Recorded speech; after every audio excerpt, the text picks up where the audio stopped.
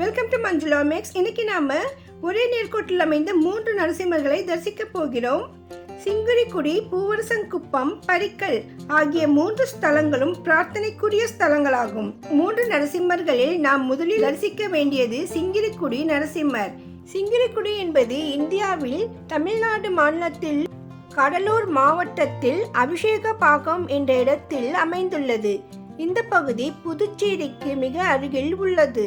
இங்கு கனகவல்லி தாயார் உடனுரை ஸ்ரீ லக்ஷ்மி நரசிம்மர் உக்ர நரசிம்மராக 16 கைகளுடன் காட்சியளிக்கிறார். இவ்வாறு நரசிம்மர் 16 கைகளுடன் தோன்றும் இடங்கள் 2 மட்டுமே. ஒன்று சிங்கிரிக்குடி, மற்றொரு ஸ்தலம் ராஜஸ்தானில் உள்ளது. ஒரே கோட்டில் அமைந்துள்ள இந்த 3 நரசிம்மர்களில் நாம் பகலில் முதலில் தரிசிக்க வேண்டியது சிங்கிரிக்குடி நரசிம்மரை. இரண்யகசிபுவால் பாதிக்கப்பட்ட முனிவர்களும் ரிஷிகளும் மகாவிஷ்ணுவை வழிபட பாதுகாப்பான இடங்களாக 8 ஸ்தலங்களை தேர்ந்தெடுத்தனர். அவை சோளிங்கர், நாமக்கல், பூவரசங்குப்பம், பரிக்கல், சிங்கிரிக்குடி, சிங்கப்பெருமாள் கோயில், அந்திலி, சிந்தலவாடி ஆகிய 8 தலங்களாகும். பிரகலாதனுக்காக மகாவிஷ்ணு நரசிம்ம அவதாரம் எடுத்து இரண்யகசிபுவை வதம் செய்த பிறகு இந்த 8 ஸ்தலங்களிலும் ரிஷிகளின் பிரார்த்தனைக்கிணங்க காட்சியளித்தார். அஷ்ட நரசிம்ம தலங்களாக மலை பிரதேசமாகவோ அல்லது ஆற்றங்கரையை ஒட்டியும் அமைந்துள்ளது. அவற்றில் ஒரே நாளில் நாம் தரிசிக்க வேண்டிய 3 நரசிம்மர்கள் சிங்கிரிக்குடி, பூவரசங்குப்பம், பரிக்கல் ஆகிய 3 ஸ்தலங்களாகும். ரிஷிகளும் முனிவர்களும் பிரார்த்தனை செய்து நரசிம்மரை வேண்ட அவரும் இரண்யகசிபரை வதம் செய்த அதே உக்கிரமான தோற்றத்தில் இங்கு அவர்களுக்கு காட்சியளித்தார். அந்த இடம்தான் சிங்கிரிக்குடி நரசிம்மர். இங்கு நரசிம்மர் உக்கிரமான தோற்றத்தில் 16 கைகளுடன் இரண்யகசிபுவை வதம் செய்வது போல் காட்சியளிப்பார்.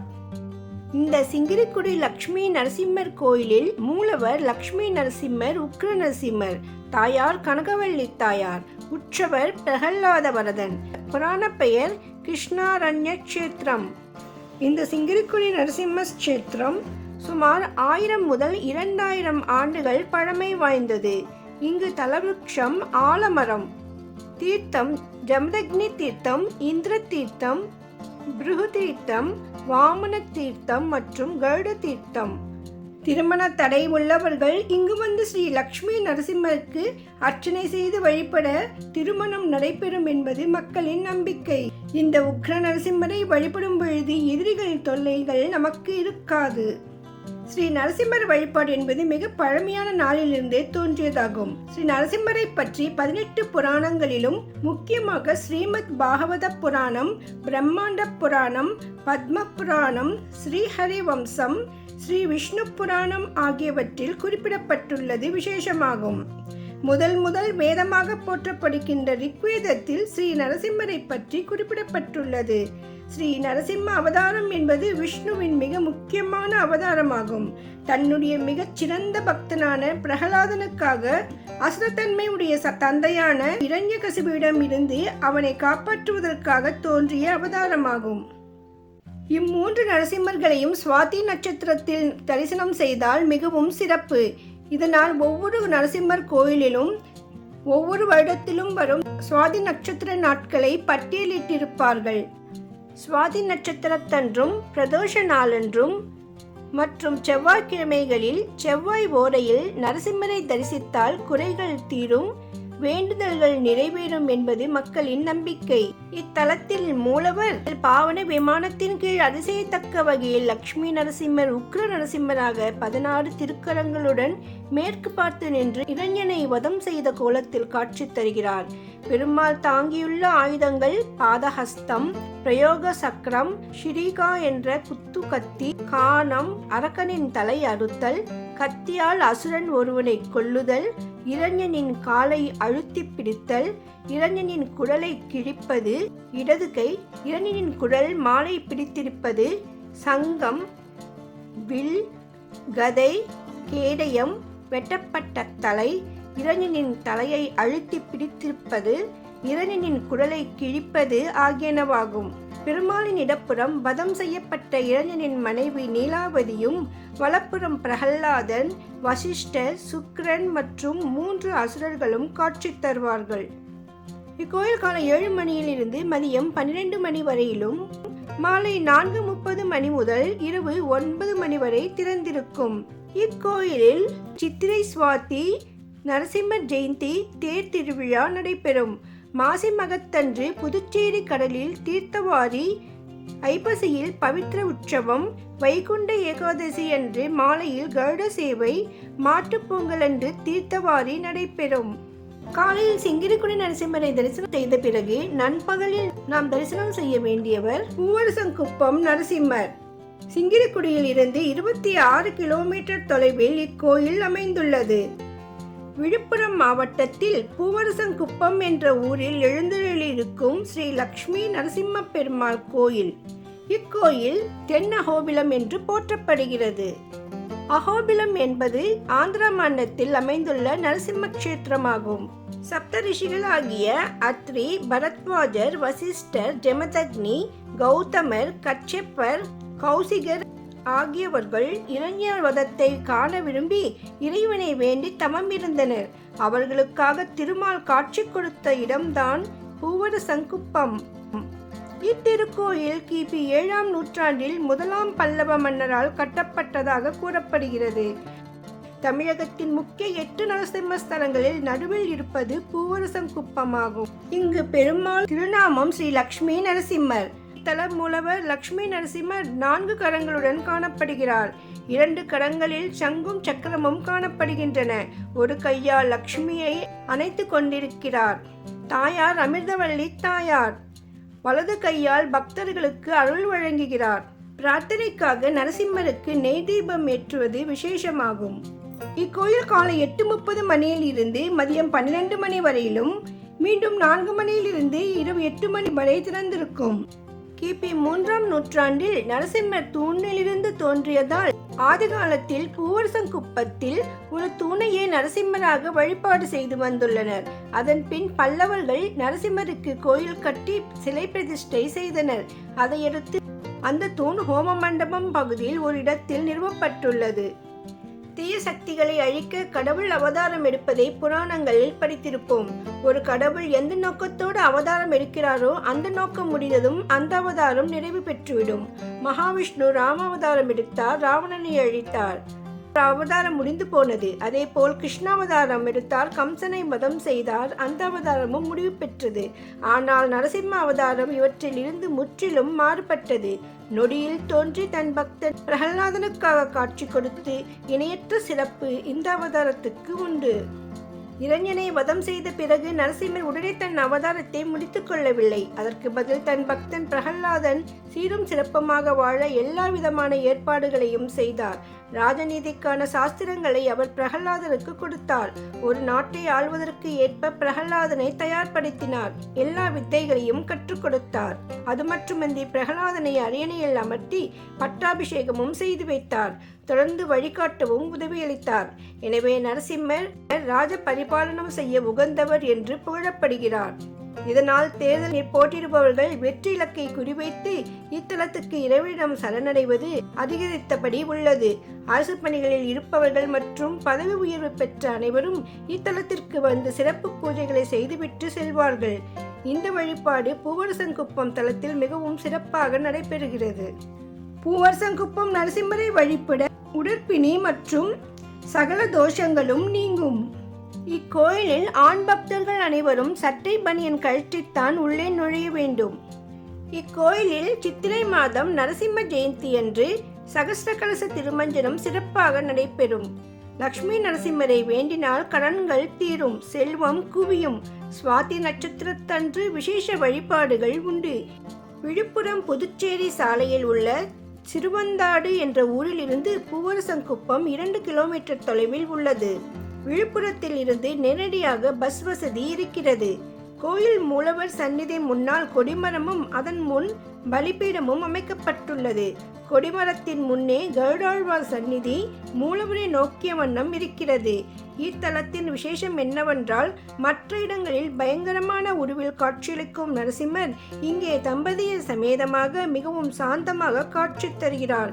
தாயாரின் ஒரு கண் நரசிம்மரை பார்த்து கொண்டிருக்க, மற்றொரு கண் நம்மை நோக்கி பார்த்து கொண்டிருக்கிறது.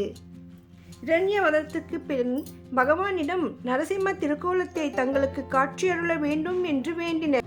அதற்கு இசைந்த பெருமாள் அவ்வண்ணமே காட்சி கொடுத்த இடம்தான் பூவரசங்குப்பம்.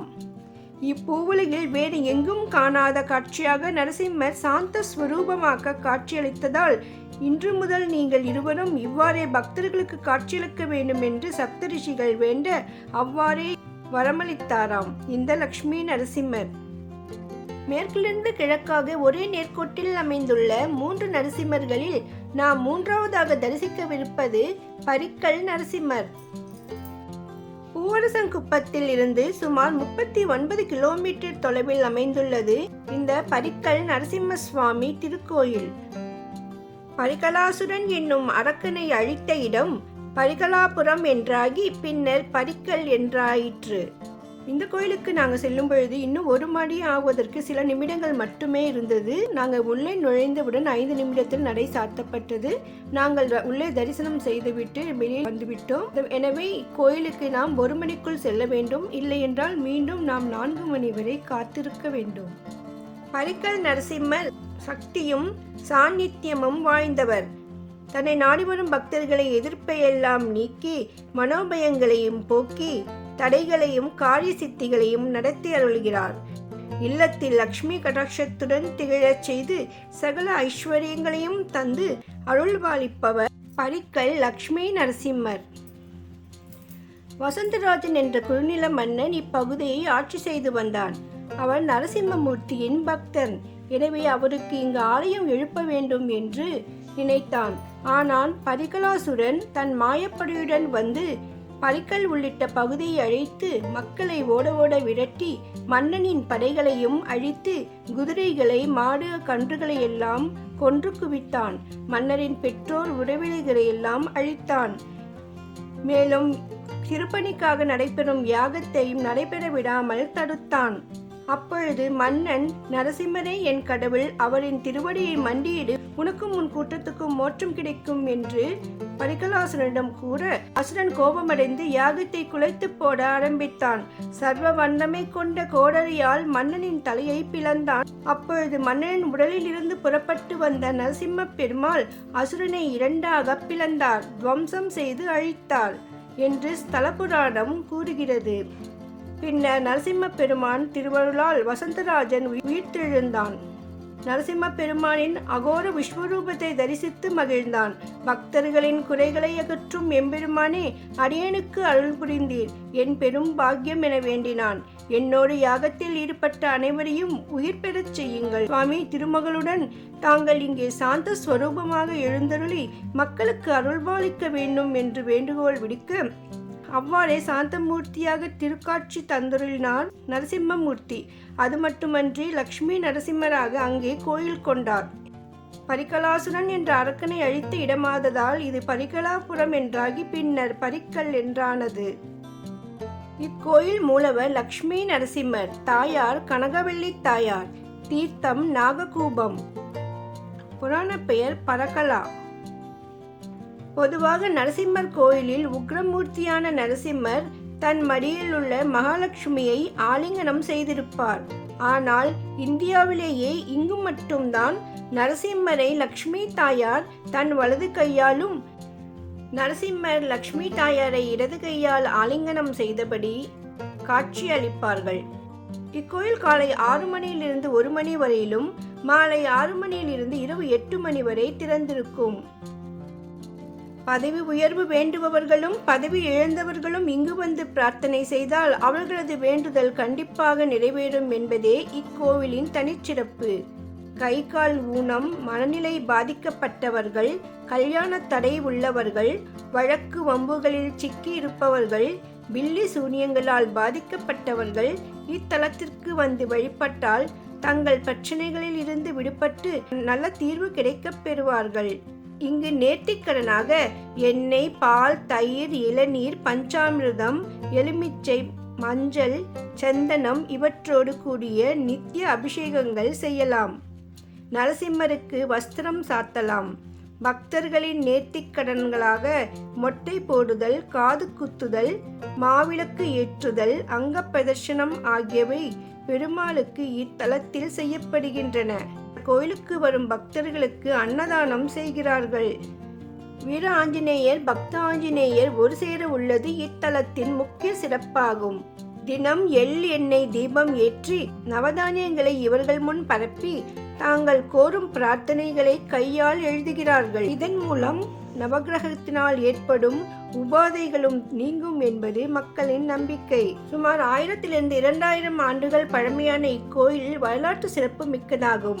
இக்கோயிலின் வெளிப்புற சுவர்களில் காணப்படும் பல கல்வெட்டுகள் இதை உறுதிப்படுத்துகிறது. அவற்றில் முக்கியமானது மீன் வடிவ கல்வெட்டுகள்.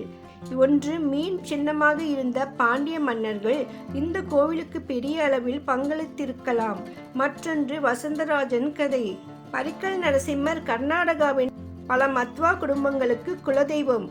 இக்கோயிலில் பிரார்த்தனை செய்தால் கடன்கள், எதிரிகள், நோய்கள் போன்ற அனைத்து துன்பங்களும் நீங்கும்.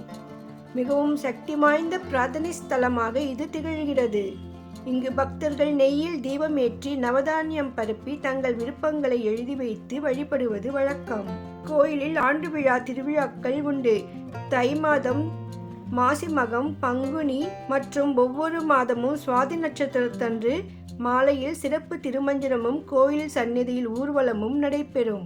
சொந்த வாகனத்தில் அல்லது டூராக போகும் பொழுது நாம் இந்த 3 நரசிம்ம சுவாமியையும் எளிதாக தரிசிக்கலாம். நாங்கள் 1 டே டூரில் போயிருந்தோம். இதை பற்றி நான் தனியாக வீடியோ போடுறேன், பாருங்க.